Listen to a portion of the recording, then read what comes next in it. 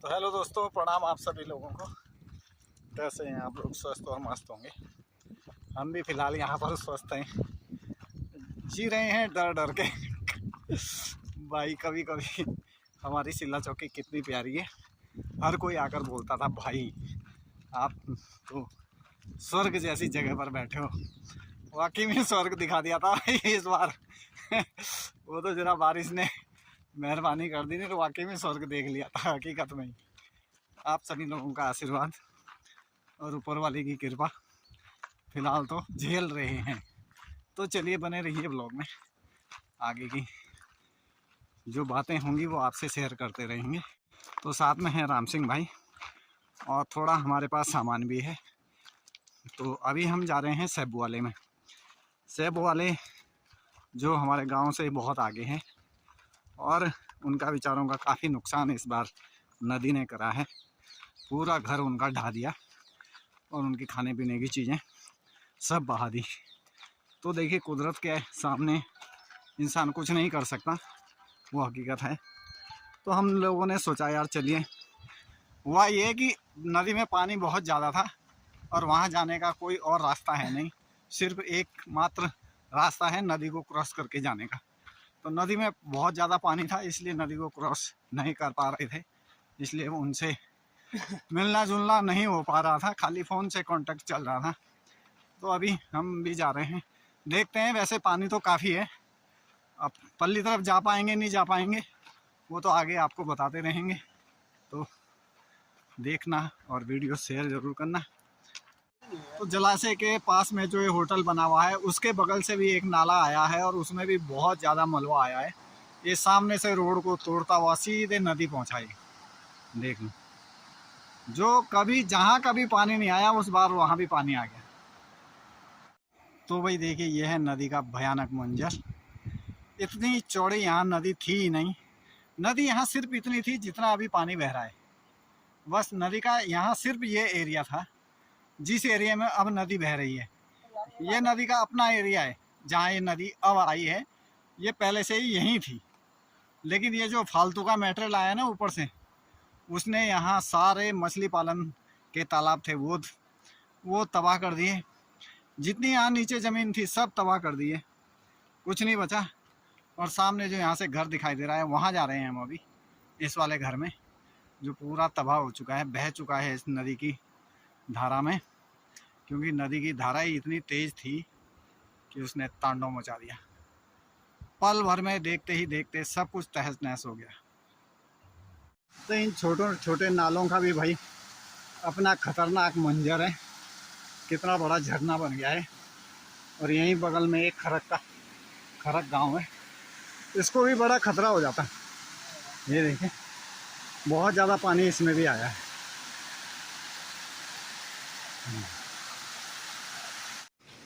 तो नदी को क्रॉस करने के लिए फ़िलहाल के लिए एक जुगाड़ बनाया है कि एक पेड़ जो यहाँ पर ये टूटा है उसको जो है पुल के रूप में इस्तेमाल किया जा रहा है।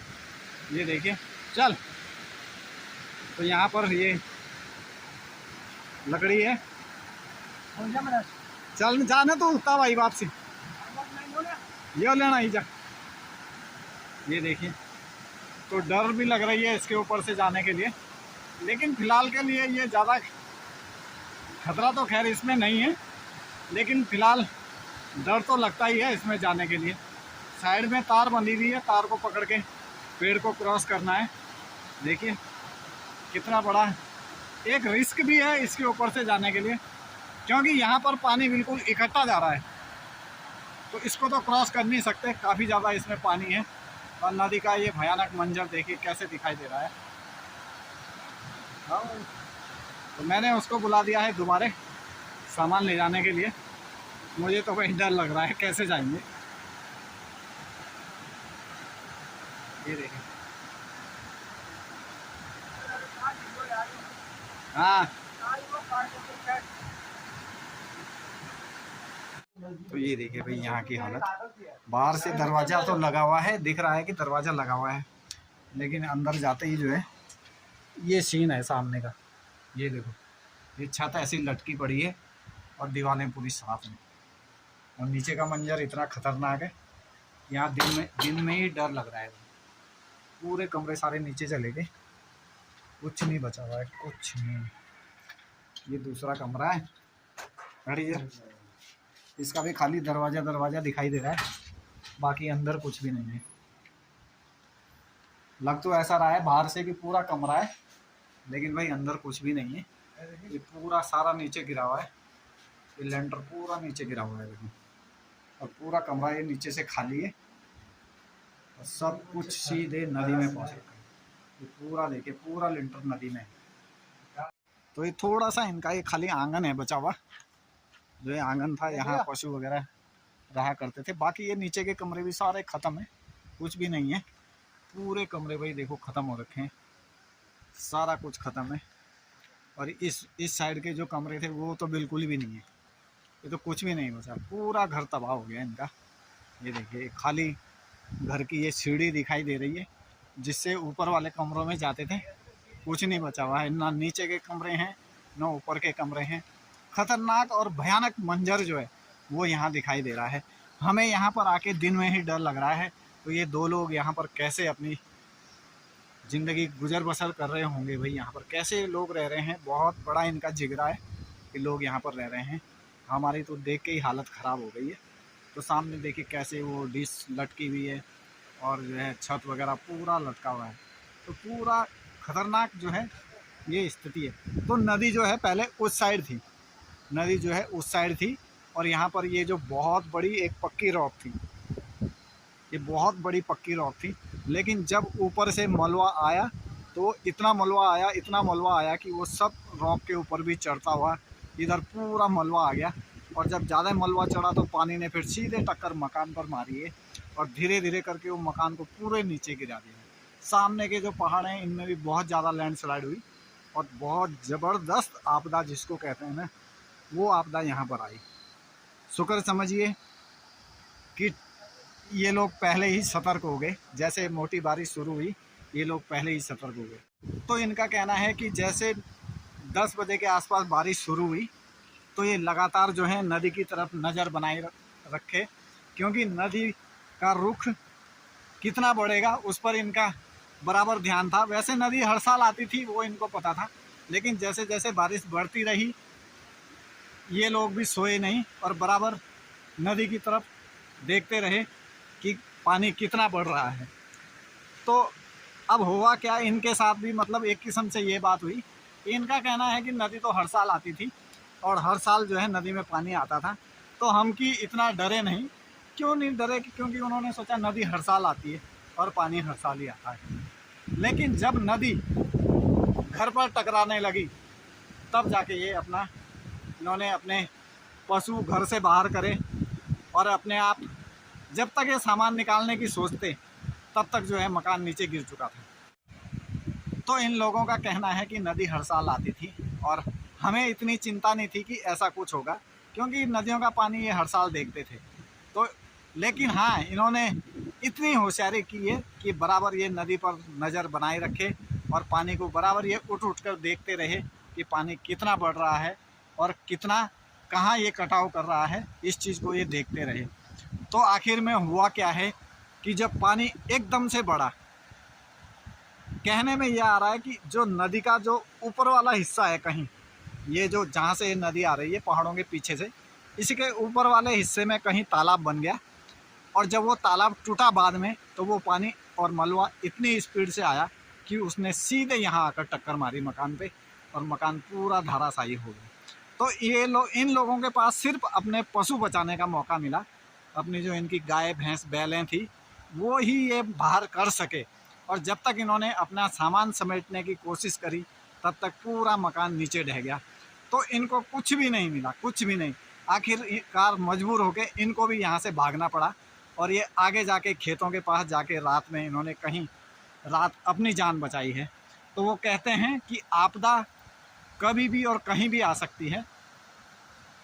तो ये एक बहुत बड़ी दुख की घड़ी इनके साथ थी और एक बहुत बड़ा भयानक मंजर था, और सिर्फ 2 ही लोग ये यहाँ पर थे।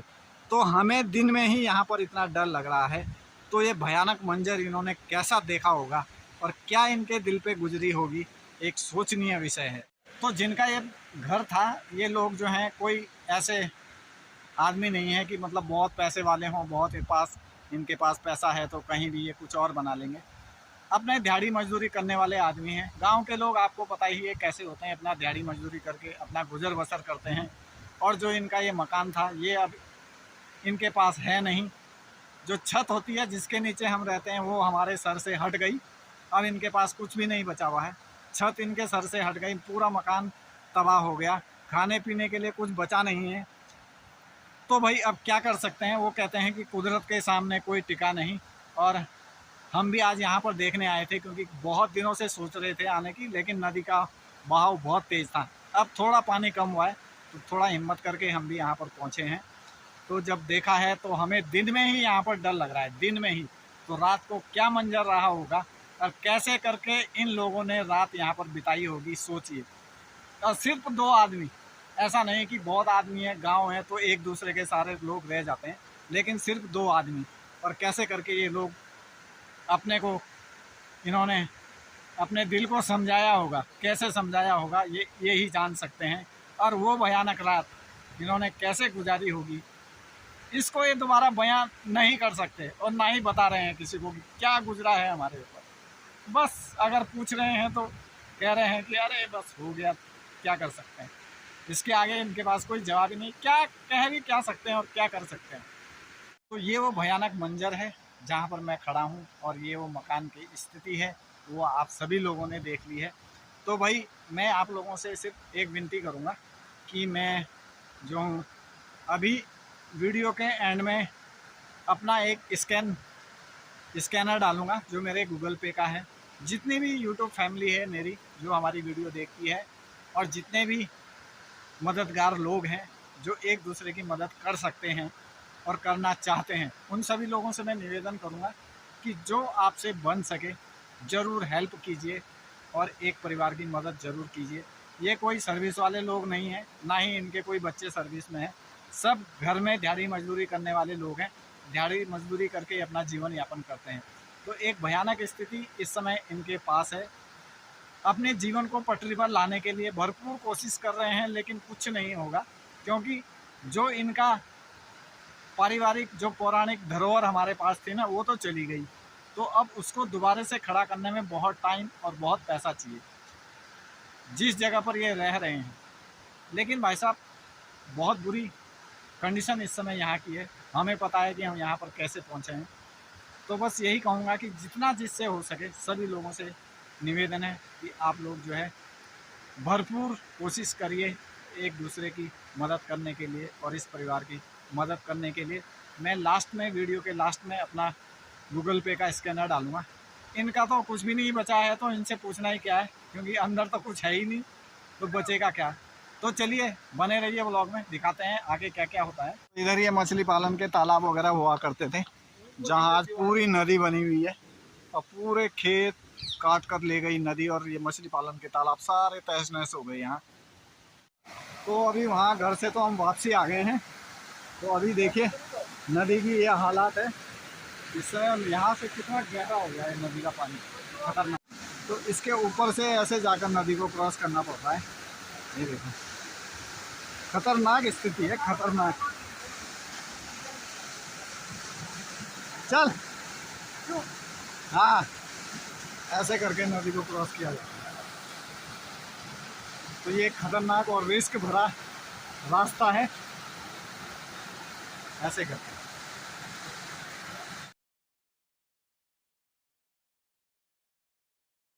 अभी हम पहुंच गए हैं अपने घर पर, और पुनः एक बार मैं सभी लोगों से निवेदन करूंगा कि इनकी आर्थिक स्थिति को पटरी पर लाने के लिए थोड़ा सा मदद ज़रूर कीजिए, अपना सहयोग ज़रूर दीजिए। वीडियो में मैंने अपना गूगल पे स्कैनर लगाया है, आप उस पर स्कैन करके इनकी मदद कर सकते हैं।